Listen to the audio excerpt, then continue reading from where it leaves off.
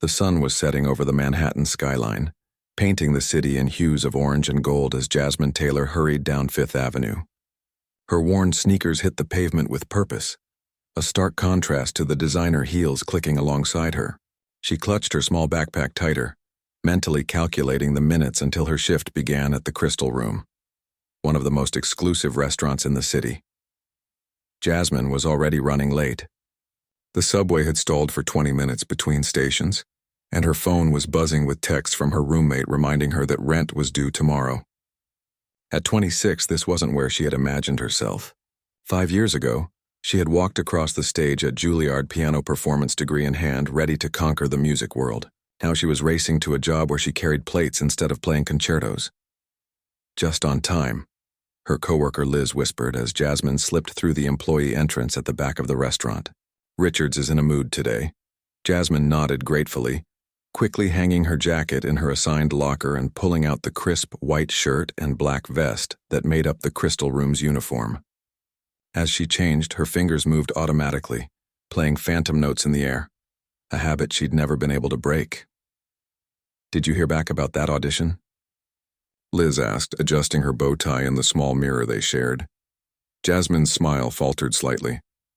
"Not yet, but they said it could take up to 2 weeks, so I'm trying not to think about it." It was her third audition this month for a paid position with a small chamber orchestra.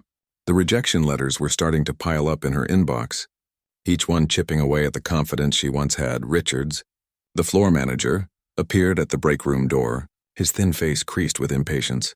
"Ladies, we have 4 VIP tables tonight. I need everyone on their A-game." His eyes landed on Jasmine. "Taylor, you've got section 3, including the window table. They've booked it for a corporate celebration, so expect big spenders and bigger egos."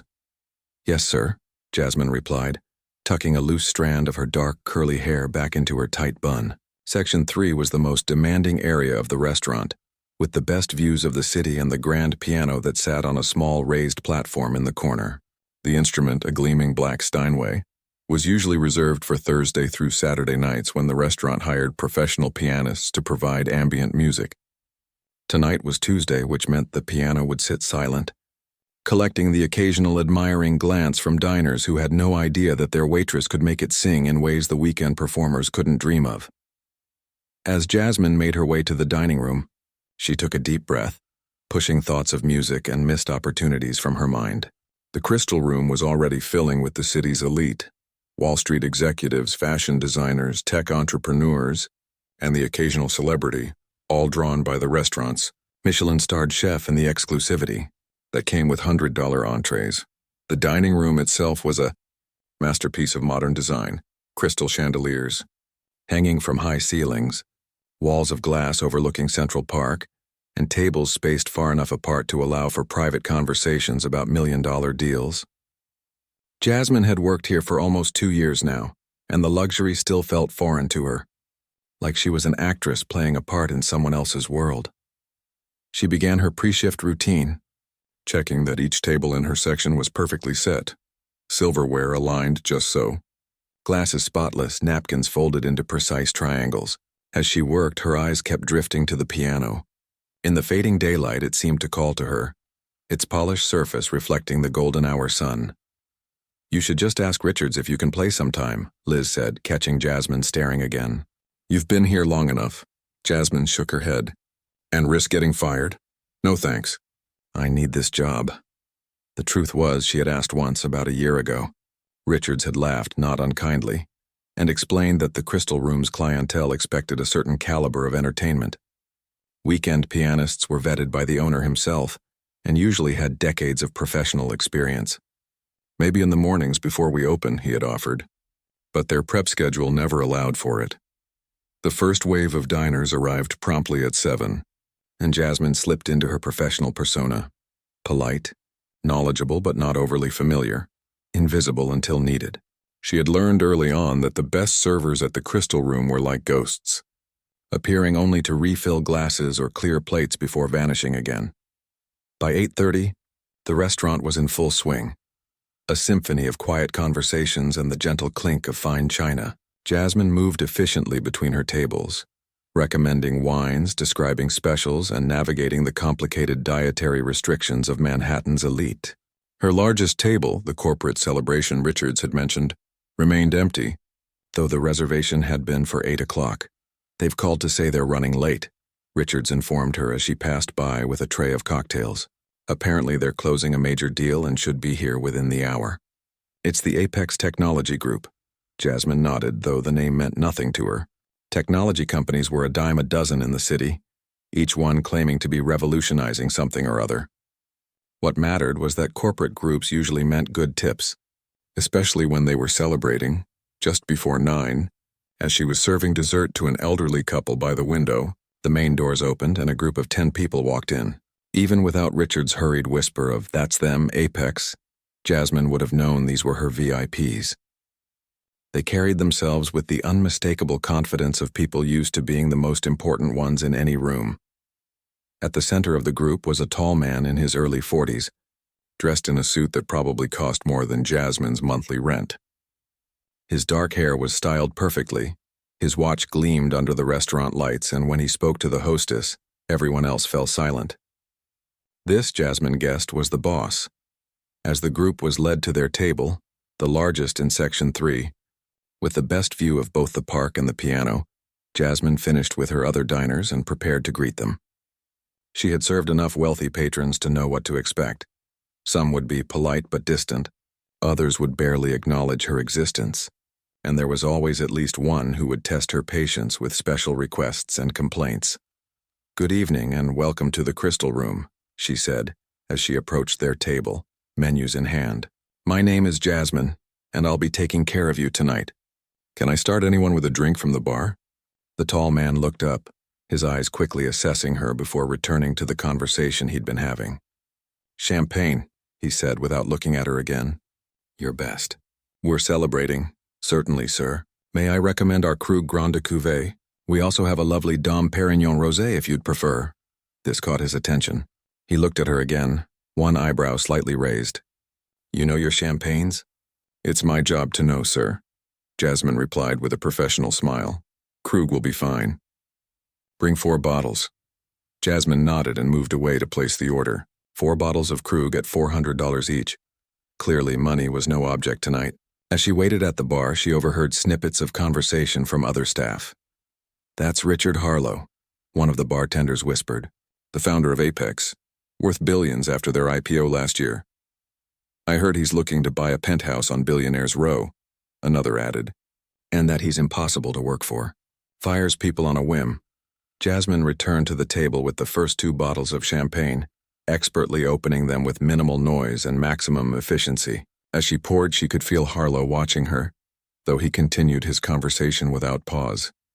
"To the future of artificial intelligence," he said, raising his glass once everyone had been served, "and to making our competitors obsolete." The table erupted in cheers and laughter, and Jasmine used the moment to slip away. Throughout the next hour, she attended to their needs, bringing more champagne, taking dinner orders, and dealing with the increasingly boisterous group. The celebration was clearly successful, and as the night wore on, their voices grew louder, their laughter more frequent. During a rare, quiet moment, as she waited for their main courses to be prepared, Jasmine found herself once again staring at the piano.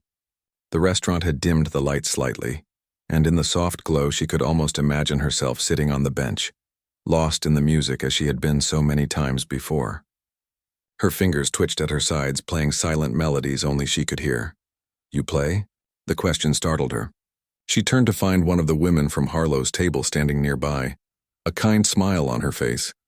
"I used to," Jasmine admitted, surprised by her own honesty. "I thought so. I noticed you looking at it earlier. I play a little myself, just for fun." The woman introduced herself as Elena, Apex's head of marketing. "You should ask if you can play something after our dinner. I bet you're good." Jasmine shook her head, feeling a flush creep up her neck. "Oh, I couldn't. It's not allowed." Before Elena could respond, a call came from the kitchen that the Apex table's meals were ready. Jasmine excused herself, grateful for the interruption. The last thing she needed was a guest encouraging her to break restaurant rules, especially with Richard Harlow at the table. Men like him didn't get to where they were by being understanding of servers who stepped out of line. As the night progressed and the Apex celebration continued, Jasmine found herself wondering what her life might have been like if things had gone differently after graduation. If the economy hadn't tanked, if her mother hadn't gotten sick requiring expensive treatments, if she hadn't had to choose between pursuing her dreams and paying her bills. Would she be the one playing that piano on weekend nights? Would she be dining at places like the Crystal Room instead of serving in them? The thought followed her as she cleared plates and brought dessert menus, as she recommended the chocolate souffle and described the cheese selection. It lingered as she calculated the bill, over $5,000 before tip, and as she watched Harlow casually hand over a black card without even glancing at the total. What Jasmine didn't know, as she thanked the Apex group and wished them a good night, was that her path was about to cross with Richard Harlow's again. And the next time, it wouldn't be her serving skills that caught his attention, but something far more precious that she had almost given up on. 3 weeks had passed since the Apex Technology celebration, and Jasmine was beginning to think she'd never escape the cycle of double shifts and declined auditions. Spring had fully arrived in New York, bringing with it a fresh wave of tourists and a renewed energy to the city. The Crystal Room was busier than ever, with reservations booked solid through the summer. "I need someone to cover Section 5 tonight," Richards announced during the pre-shift meeting. Liz called in sick. Jasmine's heart sank. She had planned to leave right after her shift ended at 9 to attend an open mic night at a small jazz club in Brooklyn. A pianist friend had finally convinced her to perform again, even if it was just for a room of 20 people and no pay. "I can take it," she offered reluctantly, knowing the extra tips would help with next month's rent. Her music would have to wait, again. Richards nodded, looking relieved. "Good, we're short-staffed as it is." He glanced down at his tablet. "And heads up, everyone. Richard Harlow is returning tonight." He called personally to reserve the window table. A ripple of nervous energy passed through the staff. Harlow had left a generous tip after the Apex celebration, but he was known to be demanding, unpredictable, the kind of customer who could make or break your night with a single comment. "He's requested you specifically, Taylor," Richards added, eyeing Jasmine with a mixture of approval and warning. "Don't disappoint." Jasmine blinked in surprise. "Me, are you sure? Apparently you made quite an impression last time." Richards shrugged. "Just make sure he's happy. He's bringing some important investor with him." As the meeting broke up and the staff scattered to prepare for the evening, Jasmine felt a knot form in her stomach. Being requested by name was usually a good thing. It meant better tips and potential regular customers. But something about Harlow's interest made her uneasy. Men like him didn't notice people like her unless they wanted something. The restaurant filled quickly that evening, the usual mix of business dinners and special occasions. Jasmine moved efficiently between her tables, her mind partially occupied with thoughts of the performance she was missing. By 8:30 her feet were already aching, and she still had at least 3 more hours ahead of her. Richard Harlow arrived precisely at 9, accompanied by an older man with silver hair and an expensive-looking cane. Jasmine watched from across the room as they were seated at the window table, the city lights creating a perfect backdrop for their power dinner. "Your VIP is here," Liz's replacement. A new server named Danny whispered as he passed. "Good luck." Taking a deep breath, Jasmine approached the table with her professional smile firmly in place. "Good evening, Mr. Harlow. Welcome back to the Crystal Room." Harlow looked up, his expression unreadable. "Ah, Jasmine. I was hoping you'd be here." He gestured to his companion. "This is Walter Chen, Chairman of Global Investments." "A pleasure to meet you, sir," Jasmine said, nodding respectfully to the older man. "May I start you gentlemen with something to drink?" "Macallan 25, neat," Harlow said. "Walter?" "The same," Chen replied, his voice soft but commanding. Jasmine noted their order and moved to walk away when Harlow's voice stopped her. "Tell me, Jasmine, have you worked here long?" She turned back, slightly surprised by the personal question. "Almost 2 years, sir. And do you enjoy it?" The question seemed loaded somehow, as if he was testing her. "It's a wonderful restaurant," she answered diplomatically. Harlow smiled, a quick flash of perfectly white teeth. "That wasn't what I asked." Chen chuckled quietly beside him. watching the interaction with interest. Jasmine hesitated, aware that both men were studying her closely. "I'll get your drinks," she said finally, choosing to ignore the question. As she walked away, she could feel Harlow's eyes following her. The encounter left her feeling oddly exposed, as if he had seen something in her that she tried to keep hidden from the world. Throughout the next hour, Jasmine attended to their table with professional courtesy, bringing their drinks and taking their dinner orders. Harlow continued to ask her personal questions whenever she approached: where she was from, how she had ended up in New York, what she did when she wasn't working.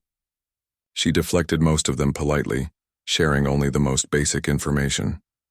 "You seem uncomfortable with my questions," Harlow observed as she cleared their appetizer plates. "I'm just trying to get to know my favorite waitress." "I'm here to serve you dinner, Mr. Harlow," Jasmine replied carefully. "My personal life isn't relevant to your meal." Instead of being offended, Harlow laughed. "I like your honesty. It's refreshing." He leaned back in his chair, swirling the amber liquid in his glass. "Most people tell me whatever they think I want to hear." "I imagine that happens when you're worth billions," Jasmine said before she could stop herself. Chen raised his eyebrows, looking amused while Harlow studied her with renewed interest. "Indeed it does," he agreed. "Though I'm surprised you know who I am." "The staff talks," Jasmine admitted. "And your company's been in the news lately." Harlow nodded, seeming pleased by this. "We're changing the world one algorithm at a time." He gestured toward the empty chair at their table. "Join us for a moment. I'm curious about something." Jasmine glanced nervously toward Richards, who was busy at the host stand. "I'm sorry, but I can't sit with customers while I'm working." "Just for a minute," Harlow insisted. "I promise not to get you in trouble." Before she could protest further, Chen spoke up. "Richard told me you caught his attention during his last visit. He said there was something different about you." The older man's eyes were kind but shrewd. "I rarely see him impressed by anyone." Jasmine shifted uncomfortably under their combined gaze. "I should check on your entrees," she said, grateful for the excuse to escape. In the kitchen, she took a moment to collect herself, leaning against the cool tile wall and closing her eyes briefly. Whatever game Harlow was playing, she wanted no part of it. She had seen wealthy men like him take an interest in servers before. It never ended well for the server. "Everything okay?" asked Miguel, one of the line cooks, as he plated a perfect filet mignon. "Fine," Jasmine assured him, straightening up. "Just a long night." "Those VIPs giving you trouble?"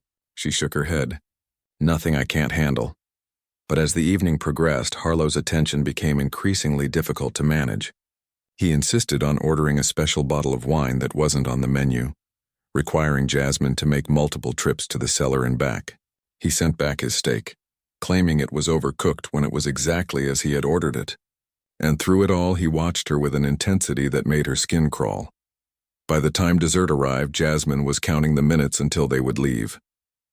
The rest of her section had mostly cleared out, with only a few lingering diners finishing their coffee.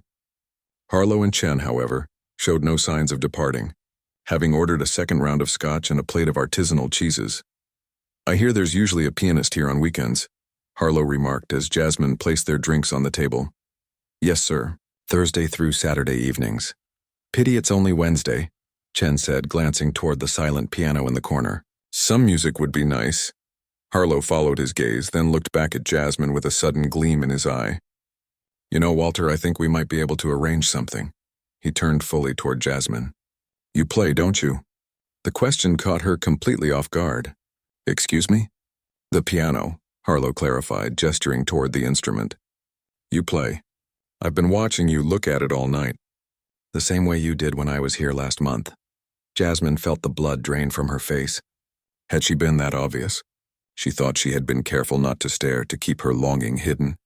That's not part of my job," she stammered. "It could be," Harlow countered smoothly. "Just one song. I'm sure your manager wouldn't mind, considering how much money I've spent here tonight." Chen was watching the exchange with increasing interest, his eyes moving between Harlow and Jasmine as if following a particularly engaging tennis match. "I'm sorry, but the piano is only for professional performers hired by the restaurant," Jasmine explained, trying to keep her voice steady. Harlow's smile faded slightly. "I'm offering you a chance to play a Steinway Grand. Most musicians would jump at the opportunity. The comment stung because it was true. Under different circumstances, Jasmine would have given anything for the chance to play that piano. But not like this, not as entertainment for a bored billionaire who seemed to enjoy making her uncomfortable. "If you'll excuse me, I need to check on my other tables," she said, turning away. Harlow's voice stopped her again, harder this time. "I don't think you understand, Jasmine. I wasn't making a request." She turned back slowly, sensing the shift in his demeanor. The charming smile was gone, replaced by something colder, more calculated. "I've spent over $2,000 here tonight," he continued. "I've requested you specifically because Elena mentioned you were a pianist. I thought I was doing you a favor." Jasmine's eyes widened at the mention of Elena, the marketing executive from the previous dinner. Had they discussed her after that night? The thought made her feel even more exposed. "Mr. Harlow," she began carefully, "I appreciate your interest, but—" "Richard," Chen interrupted gently, placing a hand on his companion's arm. "Perhaps the young lady isn't comfortable performing without preparation."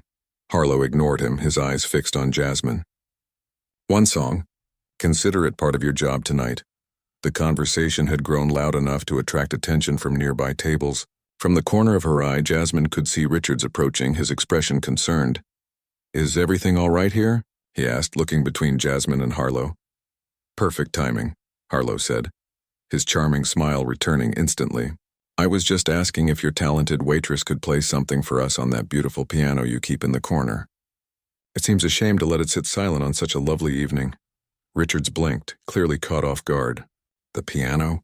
Well, we usually reserve that for our weekend performers who are professional." "Yes, I've heard," Harlow cut in, "but I have a feeling Jasmine here might surprise us all." He reached into his jacket and pulled out a sleek leather wallet. "Would this help change the policy for one night?" He placed several $100 bills on the table, more than what Jasmine would make in tips for an entire week. Richards hesitated, looking torn between maintaining the restaurant's standards and pleasing their wealthiest customer of the night.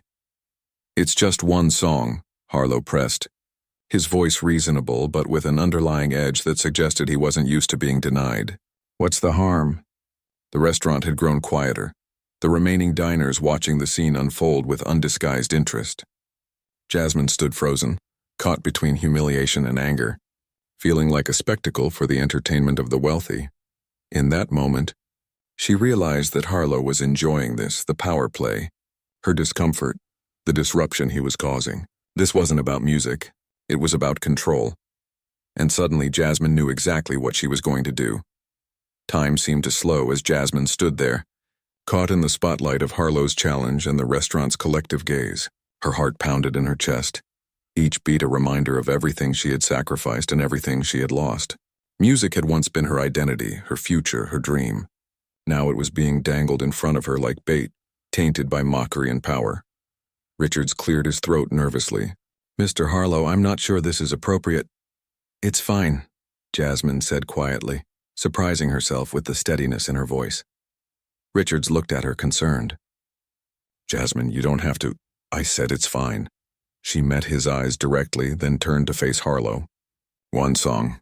A triumphant smile spread across Harlow's face. He leaned back in his chair, raising his glass in a small salute. "Excellent. The floor is yours."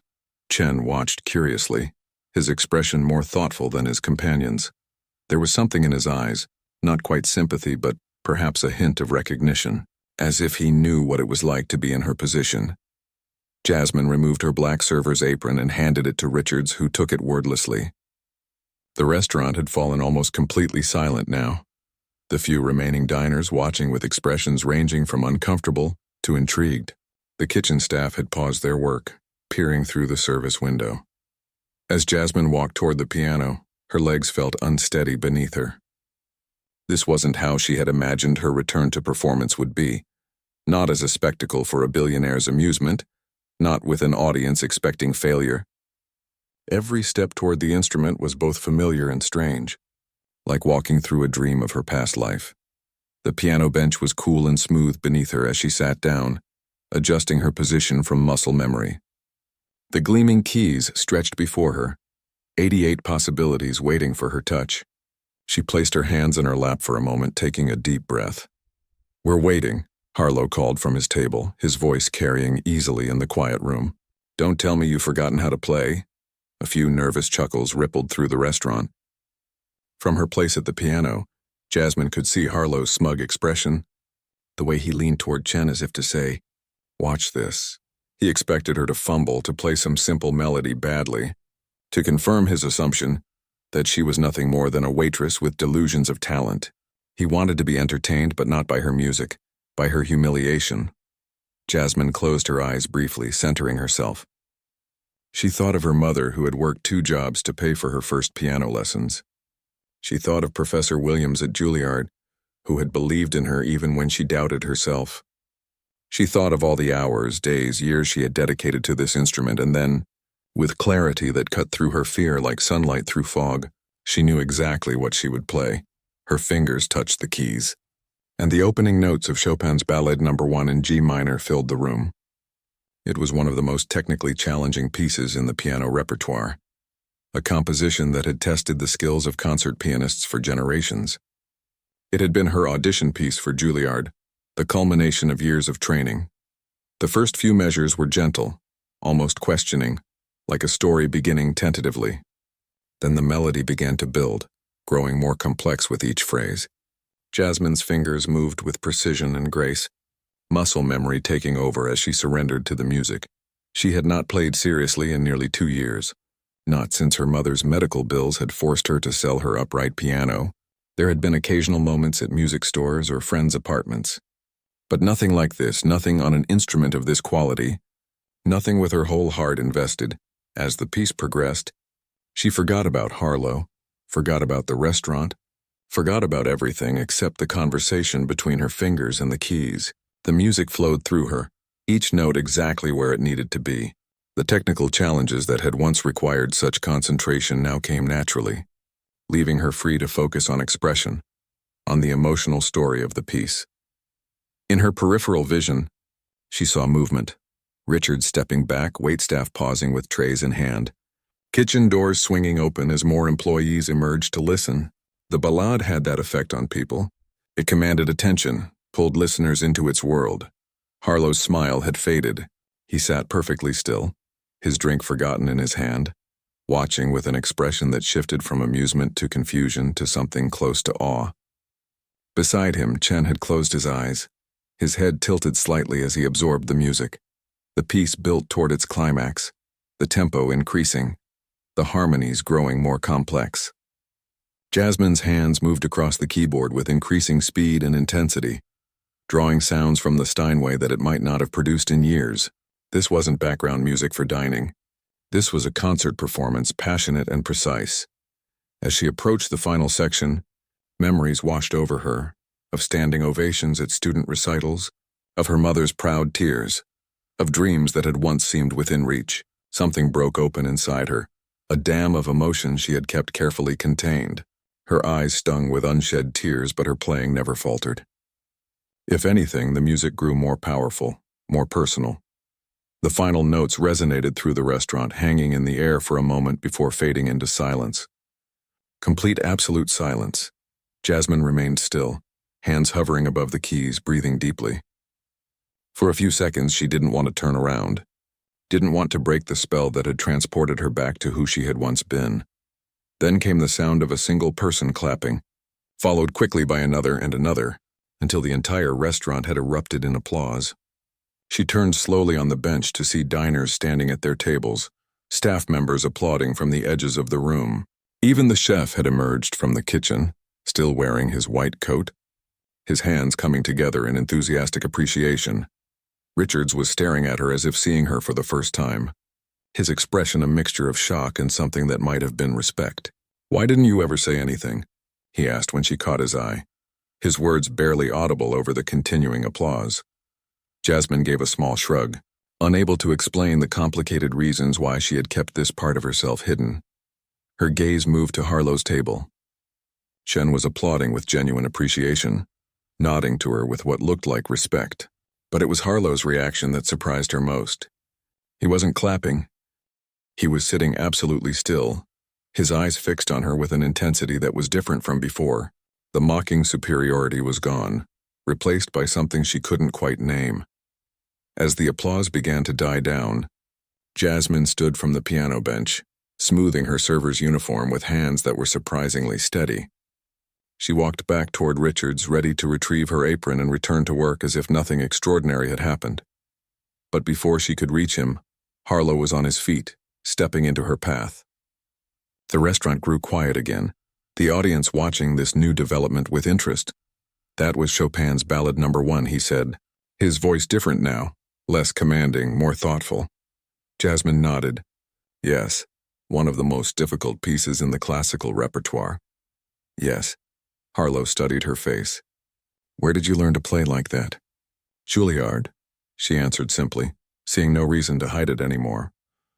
A murmur went through the restaurant. Even in a city filled with talented people, a Juilliard education commanded respect. "You graduated from Juilliard," Harlow repeated, "and you're working as a waitress." It wasn't a question, but Jasmine answered anyway. "Life happens. People make choices. What choice did you make?" The directness of the question caught her off guard. She could have given him the easy answer, could have mentioned the economy or the competitive job market for classical musicians, but something about the moment, perhaps the lingering effect of the music, perhaps the weight of having revealed herself so completely, pushed her toward honesty. "My mother got sick," she said quietly. "Cancer. The kind of treatment she needed wasn't covered by insurance. I had to choose between pursuing music and being there for her. It wasn't really a choice at all." Harlow's expression changed again, softening almost imperceptibly. "And now? She's better. In remission. But there are still bills, and rent in New York doesn't wait for dreams." Jasmine took a step to move past him. "If you'll excuse me, I should get back to work." "Wait." Harlow's voice had lost its demanding edge. "I think I owe you an apology." The restaurant had grown so quiet that his words carried easily to every corner. Staff members exchanged glances. Diners leaned forward slightly in their seats, and Richards looked as if he might faint from the unprecedented situation unfolding in his carefully managed establishment. "You don't owe me anything, Mr. Harlow," Jasmine said evenly. "You paid for dinner and entertainment. You got both." For perhaps the first time in years, Richard Harlow looked genuinely taken aback. He was used to controlling conversations, to having the final word. But the woman standing before him, this waitress who played Chopin like a concert pianist, who spoke to him without deference or fear, had somehow changed the rules of engagement. Chen had risen from his seat and moved to stand beside Harlow. "That was extraordinary," he said to Jasmine, his voice warm with genuine admiration. "Truly one of the finest interpretations of that piece I've heard outside of a concert hall." "Thank you," Jasmine replied, touched by the sincerity in the older man's voice. "Richard," Chen continued, turning to his companion, "I believe this young woman deserves more than an apology." Harlow looked at his friend, then back at Jasmine. Something shifted in his expression. A decision being made, a calculation adjusting. "You're right, Walter." He reached into his jacket pocket and pulled out a business card, holding it out to Jasmine. "I'd like to talk to you about an opportunity. When you're finished with your shift." Jasmine looked at the card but made no move to take it. "What kind of opportunity?" "A legitimate one," he assured her, seeming to understand her hesitation. "Related to music, to what you just showed everyone you can do." Chen nodded encouragingly. "Richard sits on the board of the New York Philharmonic, among other things." The restaurant had begun to buzz with whispered conversations, everyone watching the exchange with fascination. This was better than any reality show, better than any scripted drama, a real-life moment where talent confronted power and held its ground. Jasmine looked at the card again, then slowly reached out and took it. "I finish at midnight," Harlow nodded. "We'll wait." As she walked away to continue her shift, Jasmine felt something she hadn't experienced in a long time: possibility. It wasn't trust. She was still wary of Harlow's intentions, still angry at being manipulated into performing. But it was a crack in the wall she had built around her musical identity, a small opening where light might enter. Whether that light would lead to something meaningful or burn her again remained to be seen. But for the first time in 2 years, she allowed herself to wonder if there might be a path back to the life she had set aside. a path that began with a reluctant performance for a billionaire who had underestimated her and ended somewhere she couldn't yet imagine. The remainder of Jasmine's shift passed in a blur. Word of her performance had spread through the restaurant like wildfire, transforming her from invisible server to the main attraction of the evening. Customers who had been ready to leave stayed for another drink, hoping to witness an encore. New diners arriving for late reservations asked to be seated near the piano, disappointed to learn the impromptu concert had been a one-time event. Through it all, Jasmine maintained her professional demeanor, continuing to serve her tables with the same quiet efficiency as before. But something had changed within her.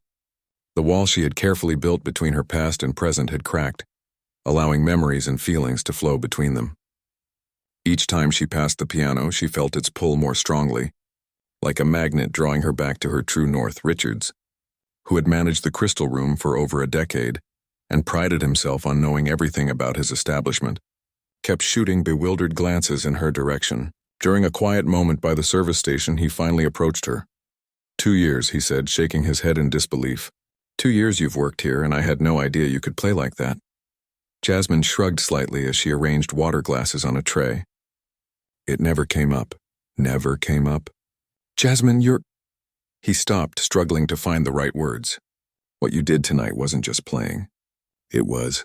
I don't even know how to describe it. Thank you, she said simply, uncomfortable with his sudden admiration. It felt strange to be seen so differently by someone who had directed her daily work for years. Why didn't you ever say anything? We could have arranged something. Weekend performances, special events. I don't play professionally anymore, she replied, the familiar words feeling less certain than they had just hours before. Richards looked like he wanted to ask more questions, but the arrival of a new party of diners pulled him back to the host's stand. As he walked away, he called over his shoulder. When you're done with your section, take a break before closing tasks. You've earned it. Jasmine nodded gratefully. Her feet were aching, and the emotional toll of the evening had left her exhausted. A few minutes of quiet would be welcome. Throughout her shift, she was acutely aware of Harlow and Chen still seated at their window table. They had ordered coffee and were engaged in quiet conversation, occasionally glancing in her direction. Chen seemed to be doing most of the talking while Harlow listened intently, nodding at times, his expression thoughtful. By 11:30, the restaurant had mostly emptied. The kitchen was winding down, prep work for the next day already underway.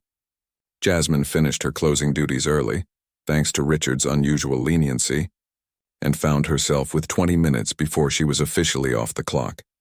She made her way to the empty break room and sank gratefully onto the small couch, closing her eyes for a moment. The events of the evening replayed in her mind. Harlow's challenge, the walk to the piano, the first touch of her fingers on the keys, and then freedom. The moment when the music had taken over and everything else had fallen away. It had been so long since she had felt that. So long since she had allowed herself to remember what it was like to lose herself completely in a piece, to let the notes flow through her like breath, like blood. May I join you? Jasmine's eyes snapped open. Elena, the marketing executive from Harlow's company, stood in the doorway of the break room, looking surprisingly casual in comparison to her formal appearance at the corporate celebration weeks earlier. I'm sorry to startle you, Elena said, stepping into the room. Richard mentioned you were taking a break. I hope you don't mind the intrusion. Jasmine straightened, confusion evident on her face. I didn't realize you were here tonight. Elena smiled, taking a seat in the chair opposite the couch. I wasn't, at least not for dinner. Richard called me after your performance. Asked me to come by? Oh. Jasmine wasn't sure what to make of this. Why? Because I'm the one who told him about you in the first place, Elena admitted. After that company dinner, I mentioned that I'd spoken with you about the piano, that you seemed to have some connection to it. Richard is always looking for talent. Jasmine felt a spark of indignation. So tonight was what, an audition, a test? Elena had the grace to look slightly embarrassed. Not exactly. Richard can be unorthodox in his approaches. I had no idea he would put you on the spot like that. Unorthodox is a generous way to describe it, Jasmine replied, her voice cooling. He tried to humiliate me. And instead you humiliated him, Elena said with unexpected frankness. In the best possible way. By being extraordinarily good at something he assumed you couldn't possibly do well. Despite herself, Jasmine felt a small smile tug at her lips. It had felt good to see the shock on Harlow's face, to watch his smugness transform into genuine surprise. "Look," Elena continued, leaning forward slightly. "I'm not here to defend Richard's behavior. What I'm here to do is explain the opportunity he mentioned." Jasmine glanced at the clock on the wall. "I still have 15 minutes before my shift ends." "Perfect timing," Elena replied. "That's about how long it will take me to give you the background you need before you talk to him." For the next quarter hour, Elena outlined a project that Harlow had been developing for the past year, a music education initiative aimed at bringing classical training to underserved communities throughout New York. The program would provide instruments instruction and performance opportunities to students who would otherwise have no access to music education. Richard's mother was a piano teacher in the Bronx, Elena explained. She taught neighborhood kids for free when their schools cut music programs. After she passed away last year, he wanted to honor her legacy but on a much larger scale. Jasmine listened with growing interest despite her lingering wariness. "And how does this involve me?" The initiative needs teachers, mentors, people who not only have the technical skills but the passion to inspire students. People who understand both the discipline required and the joy that comes from mastering an instrument. Elena's eyes met Jasmine's directly. "People like you. You don't know me," Jasmine pointed out. "You heard me play one piece." "One piece was enough," Elena replied simply. "And your background, Juilliard. Your choice to support your mother through illness. The fact that you've continued to work hard even when your dreams were put on hold. All of that matters too." Before Jasmine could respond, Richards appeared in the doorway. "Taylor, you have visitors at table 9 when you're ready." His tone was respectful, almost deferential. Another strange shift in a night full of changes. Elena stood, smoothing her skirt. "I'll let Richard explain the details himself, but I wanted you to understand the context first. To know that this isn't some whim or PR stunt for him. It's personal." Jasmine rose as well, her mind swirling with new information and conflicting emotions. "Thank you for telling me." "One more thing," Elena added as they walked together toward the dining room. "Richard Harlow is many things. Brilliant, demanding, sometimes thoughtless about the effect of his power. But when he believes in something, he commits to it completely. And right now I think he believes in you." Table 9, normally reserved for large parties, had been cleared except for 2 place settings at one end. Harlow and Chen were seated there along with another man Jasmine didn't recognize, younger, with a tablet computer open in front of him and a look of focused attention. Harlow stood as Jasmine approached, his earlier arrogance replaced by a more measured demeanor. "Thank you for joining us," he said, gesturing to an empty chair. "This is David Kim, my chief of staff. He's here to help outline the opportunity we'd like to discuss with you." Jasmine took the offered seat, noticing that her server's apron had been removed, placing them all on more equal footing. Elena mentioned a music education initiative. Harlow looked surprised, then glanced at Elena, who had remained standing a short distance away. "I see she's given you a preview. Yes, the Harlow Music Project is the core of what we want to discuss. But there's more to it than that. For the next 30 minutes, Harlow, with occasional input from Chen and detailed notes from Kim, laid out a multifaceted proposal. The education initiative was indeed the centerpiece, a program that would eventually serve thousands of students across all 5 boroughs of New York City. But surrounding it were other elements: a scholarship fund for promising students to attend conservatories, a concert series featuring emerging artists, and a recording studio dedicated to classical and jazz performances. "We've secured funding, space, and some key partnerships," Harlow explained, his voice animated with genuine enthusiasm. "What we lack are the right people to bring it to life, people with both the technical expertise and the personal connection to the mission." "And you think that's me?" Jasmine said, not quite a question. "I know it's you," Harlow replied with surprising certainty. "What you did tonight, that wasn't just skill. That was communication. That was storytelling through music. That's exactly what we want to teach these kids." Chen nodded in agreement. "When you played that Chopin piece, everyone in this restaurant felt something. Imagine what that could mean to a child who's never been exposed to classical music, who's never seen someone who looks like them mastering an instrument like the piano." The words resonated with Jasmine more deeply than she wanted to admit. She had grown up in a working-class neighborhood in Philadelphia, the daughter of a postal worker and a nurse. Her first exposure to classical piano had been through a community program, not unlike what Harlow was describing, a program that had changed the entire trajectory of her life. "What exactly are you offering me?" she asked, careful to keep her tone neutral despite the hope beginning to bloom inside her. Harlow looked to Kim, who turned his tablet toward Jasmine. On the screen was a formal job offer, a position as program director for piano studies within the Harlow Music Project, with a salary that made her breath catch, benefits that included health insurance and retirement contributions, and a start date 2 weeks from today. "This is..." She trailed off, scanning the details with growing disbelief. "A full-time position," Harlow confirmed. "You would develop the piano curriculum, help select and mentor instructors, work directly with advanced students, and perform occasionally at fundraising events." "Perform," Jasmine repeated, the word both thrilling and terrifying after so long away from the stage. "Only when you're ready," Chen assured her. "The teaching is the priority."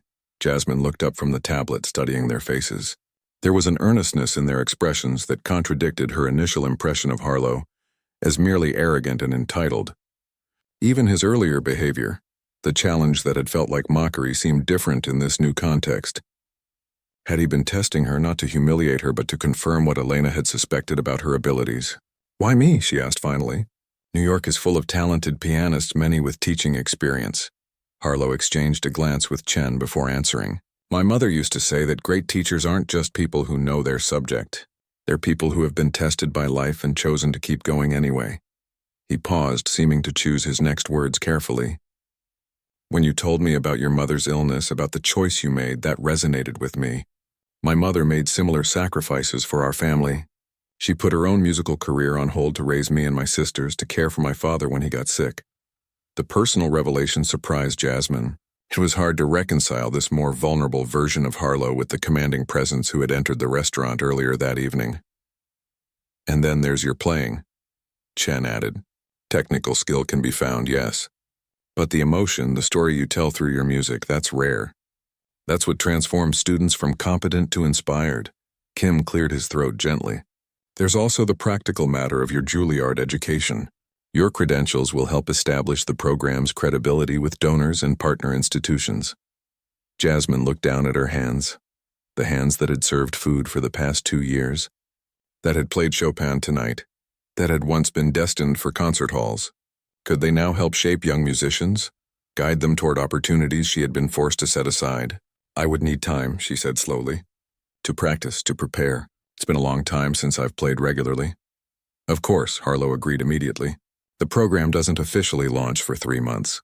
You would have that time to reacquaint yourself with the repertoire, to develop the curriculum. We can provide access to practice facilities, whatever you need." "And if it doesn't work out?" Jasmine asked, practical despite the dream unfolding before her. "If I'm not what you're looking for after all?" "The contract includes a 6-month mutual evaluation period," Kim explained. "Either party can end the arrangement with 2 weeks' notice during that time." It was all so sudden, so unexpected. This morning Jasmine had been a waitress with a dusty music degree and fading dreams. Now she was being offered a chance to return to music, to help create opportunities for kids like she had once been, to make a living doing what she loved. She took a deep breath, looking around the restaurant that had been her workplace for 2 years. The piano sat in the corner, gleaming under the soft lights, a bridge between her past and what might be her future. "I'll need to think about it," she said finally. Harlow nodded, showing none of the impatience she might have expected. "Of course, take the weekend. Call me on Monday with your decision." He slid a business card across the table, the same one he had offered earlier, but now it represented something entirely different. As the meeting concluded and they all stood to leave, Chen placed a gentle hand on Jasmine's arm. "Whatever you decide," he said quietly. "Thank you for the music tonight. It was a gift." Jasmine watched them go, the card in her hand feeling like a key to a door she had thought permanently closed. Outside the restaurant windows, the New York night sparkled with possibility, with second chances, with the promise of dreams deferred but perhaps not forgotten. The weekend stretched before Jasmine like an ocean, vast with possibility and uncertainty. After finishing her Friday night shift at the Crystal Room, she found herself unable to sleep, her mind replaying the events of the previous evening over and over. The humiliation of Harlow's challenge, the liberation of returning to the piano, the unexpected job offer that could change everything. It all swirled in her thoughts like leaves caught in a whirlwind. By Saturday morning, she had made a decision. She needed to play again, needed to confirm that what had happened wasn't just a fluke, a moment of inspired performance that couldn't be repeated. She pulled on jeans and a sweater, grabbed her meticulously maintained leather music folder from the back of her closet, and headed to the address she'd found online. Music Haven was a small studio in Brooklyn that rented practice rooms by the hour. It wasn't fancy, nothing like the pristine practice facilities at Juilliard, but it had pianos, privacy, and reasonable rates. 4 hours, she told the sleepy-looking young man at the front desk, sliding across her credit card before she could reconsider the expense. The practice room was small, with sound-dampening panels on the walls and a well-used upright piano that had seen better days. But when Jasmine sat down and placed her hands on the keys, something inside her settled. This wasn't the magnificent Steinway at the Crystal Room, but it was a piano. It was music. It was home. She began with scales and arpeggios, simple exercises to reacquaint her fingers with the keyboard. Despite the months of neglect, her hands remembered their training, moving through the patterns with growing confidence. After 30 minutes of warm-up, she opened her music folder and pulled out the dog-eared sheet music for Chopin's Ballad No. 1, the piece she had played for Harlow. As she worked through it, she found passages that weren't as clean as they should be, transitions that needed smoothing, dynamics that could be more nuanced. The performance that had so impressed the restaurant patrons was good, perhaps even excellent for someone who hadn't practiced seriously in nearly 2 years. But it wasn't her best. It wasn't what she was capable of with regular practice and focus. The realization both frustrated and excited her. She had more to give, more to develop, more to express through the music, and the Harlow Music Project was offering her the chance to do just that. To reclaim her identity as a musician while helping others discover their own musical voices. Hours slipped by as Jasmine moved from Chopin to Bach, from Beethoven to Debussy. By the time her 4 hours were up, her back ached and her fingers were tired, but her spirit felt lighter than it had in months. Playing again, really playing, not just dreaming about it, had rekindled something essential within her. Outside the studio, she checked her phone and found 3 missed calls from her mother. Concern immediately replaced her musical euphoria. Her mother rarely called more than once unless something was wrong. "Mom, is everything okay?" Jasmine asked as soon as the call connected. "Everything's fine, honey," her mother's warm voice replied. "I was just excited to tell you my news. My 6-month scan came back clear. No signs of recurrence." Relief washed over Jasmine like a wave. "That's wonderful, Mom. The best news. The doctor says if it stays this way for another year, we can officially use the word recovered instead of remission." The hope in her mother's voice was palpable, even through the phone connection. "We'll celebrate when I come visit next month," Jasmine promised, a plan already forming in her mind. "And Mom, I might have some news too." "Oh? Something good, I hope." "I think so. I'll tell you all about it soon." After ending the call, Jasmine found herself walking toward the East River, drawn to the water and the skyline view beyond. She found a bench in Brooklyn Bridge Park and sat watching the boats and ferries crisscross the harbor, the Manhattan skyscrapers gleaming in the afternoon sun. Her mother's health had been the reason she had set aside her musical ambitions, the reason she had taken the waitressing job at the Crystal Room, instead of pursuing graduate studies or auditions. Every extra dollar had gone toward medical bills, toward ensuring her mother had the best possible care. And now, with recovery on the horizon, with the burden of constant worry beginning to lift, this opportunity had appeared, as if the universe had been waiting for just this moment to offer a second chance. By Sunday evening, Jasmine's decision was made. She would accept Harlow's offer, would step back into the world of music not as a server stealing glances at a piano she couldn't touch, but as a teacher, a mentor, perhaps eventually a performer again. Monday morning found her awake before dawn, nervous energy making sleep impossible. She had the day off from the restaurant, a rare weekday freedom that seemed appropriate for such a life-changing decision. At precisely 9 a.m., she dialed the number on Harlow's business card. Richard Harlow's office. A professional voice answered. "This is Jasmine Taylor," she said, her voice steadier than she expected. "Mr. Harlow asked me to call him today regarding a position with the Harlow Music Project." "Of course, Miss Taylor. Mr. Harlow is expecting your call. One moment, please." There was a brief pause, and then Harlow's distinctive voice came on the line. "Jasmine. Good morning?" "Good morning, Mr. Harlow. Richard, please.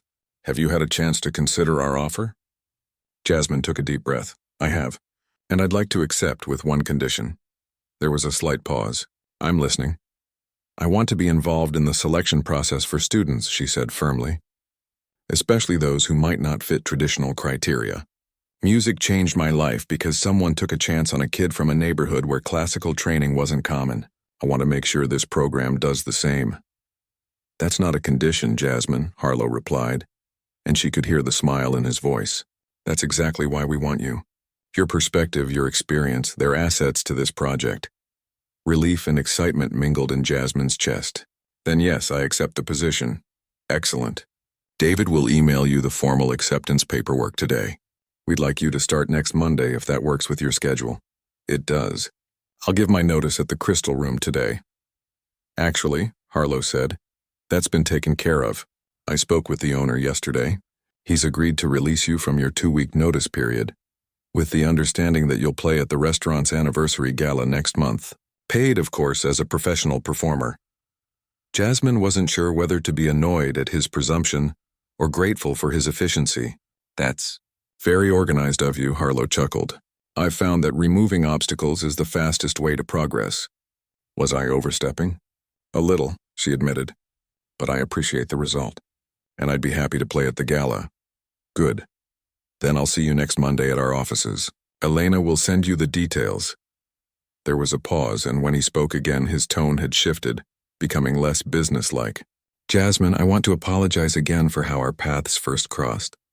My approach was less than ideal." "That's putting it mildly," she replied, but without rancor. "Let's just say I'm looking forward to starting fresh." "As am I. Until Monday, then." The next week passed in a blur of goodbyes and preparations. Her co-workers at the Crystal Room threw her a small party on her last night, complete with a cake decorated with a piano design. Richards, still somewhat in awe of her hidden talent, presented her with a gift certificate for a music store. "For new sheet music," he explained. "For your future students." Liz hugged her tightly. "Don't forget us little people when you're famous," she joked, though her eyes were suspiciously bright. "I'm going to be teaching kids. Not playing Carnegie Hall," Jasmine laughed. But the idea sent a small thrill through her nonetheless. Maybe someday, if she worked hard, if she rebuilt her repertoire and technique. The morning of her first day at the Harlow Music Project dawned clear and cool. A perfect early autumn day in New York. Jasmine dressed carefully in a simple but elegant navy blue dress, her mother's silver music note necklace at her throat. As she left her apartment, she realized she was walking differently, with purpose, with confidence, with a sense of rightness that had been missing for too long. The project's offices were located in a renovated warehouse in Long Island City, the industrial exterior giving no hint of what waited inside. As Jasmine approached the entrance, the door opened, and Elena stepped out to greet her. "Welcome," she said warmly. "Everyone's excited to meet you." Inside, the space was transformed. The first floor had been converted into a series of classrooms and practice rooms, each equipped with instruments and technology. The walls were painted in bright, welcoming colors, and floor-to-ceiling windows flooded the space with natural light. Elena led her through the facility, pointing out features and introducing her to staff members already at work, preparing for the program's launch. There were curriculum developers, administrators, outreach coordinators, a whole team dedicated to making music education accessible to children across the city. "And this," Elena said finally, opening a door at the end of the hallway, "is yours." The room was spacious and bright, with a desk, comfortable seating area, and most importantly, a beautiful grand piano positioned near the windows.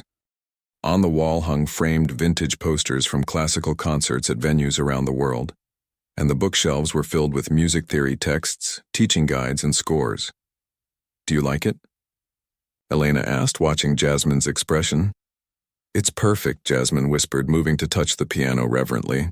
Is this a Steinway? Yes, Richard insisted. He said if you're going to teach excellence, you need excellent tools. Jasmine ran her fingers lightly over the keys, feeling the responsive action, the perfect weight. This wasn't just a job with a good salary. This was a vote of confidence and investment in her abilities both as a musician and as a teacher. There's something else, Elena said, gesturing to an envelope on the desk. A welcome gift. Inside the envelope, Jasmine found 2 tickets to that evening's performance at Lincoln Center, the New York Philharmonic performing Rachmaninoff's Piano Concerto No. 2, her favorite piece. Richard thought you might want to take your mother, Elena explained. He arranged for a car to pick her up from Philadelphia this afternoon. Tears pricked at Jasmine's eyes. He did that?